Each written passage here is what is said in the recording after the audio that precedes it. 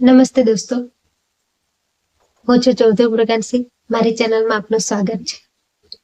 આજે હું એક સરસ મજાની નવલકથાનું રિવ્યુ કરવા જઈ રહી છું, જેનું નામ છે દીવાર મેં ખિડકી રહેતી થી, જેના લેખક છે વિનોદ કુમાર સુપે. તમે જોઈ શકો છો. આ જે નવલકથા છે એ શહેરમાં રહેતા નિમ્ન મધ્યમ વર્ગીય રઘુવર પ્રસાદ અને એમના પત્ની સોનસીના જીવન પર કેન્દ્રિત છે, જેમાં રઘુવર પ્રસાદ નજીકની કોલેજમાં લેક્ચરર છે અને એમના વાઈફ સોનસી હાઉસવાઈફ છે.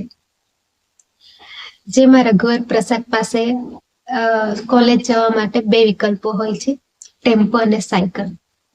તેમ છતાં તેઓ સાધુ અને તેના હાથીનો આવવા જવા માટે વિકલ્પ બનાવે છે, જે દર્શાવે છે કે માણસ અને પ્રાણી વચ્ચેનો પ્રેમ દર્શાવે છે. આ નવલકથામાં સોનસી અને રઘુવર પ્રસાદ પાસે એક સરસ મજાની બારી હોય છે, જે બારીની બહારની દુનિયા ફક્ત સોનસી અને રઘુવર પ્રસાદ જોઈ શકે છે. જેની બહારની દુનિયામાં નદી, તળાવ, વૃક્ષો, પક્ષીઓ અને એક વૃદ્ધા જે ચા બનાવે છે એમનું સરસ વર્ણન કરવામાં આવ્યું છે, જ્યાં તેઓ સ્નાન કરી શકે છે, સૂઈ શકે છે, તેમજ પ્રેમ પણ માણી શકે છે. આ સુંદર મજાનું પ્રકૃતિનું જે ચિત્રણ કરવામાં આવ્યું છે આ નવલકથામાં, તો આપણે વાંચન કરતી વખતે એવો જ અનુભવ કરીએ જાણે આપણે જ આ જીવન જીવી રહ્યા છીએ. આ નવલકથામાં નથી કોઈ મોટું નાટક, નથી કોઈ મોટો હેતુ કે નથી સંદેશ, પરંતુ આ નવલકથા આપણા જ જીવનનું ચિત્રણ છે.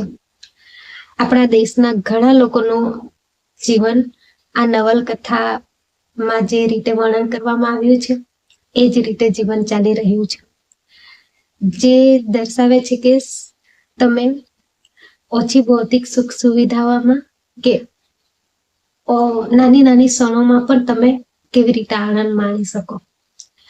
જે વ્યક્તિને શાંતિથી વાંચન કરવાનું પસંદ હોય અને ઊંડાણપૂર્વકનું સાહિત્ય પસંદ હોય, એમના માટે આ નવલકથા એક સારો વિકલ્પ છે.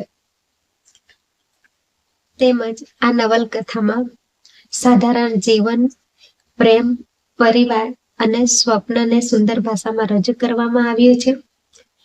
તેમજ સાધારણ જીવનની અસાધારણ સુંદરતાને આમાં રજૂ કરવામાં આવી છે, જે આપણને શીખવે છે કે નાની નાની ક્ષણોમાં તમે આનંદ માનતા શીખો અને ઓછી સુખ સુવિધામાં પણ તમે કઈ રીતે આનંદનો અનુભવ કરી શકો એ આ નવલકથા આપણને શીખવે છે.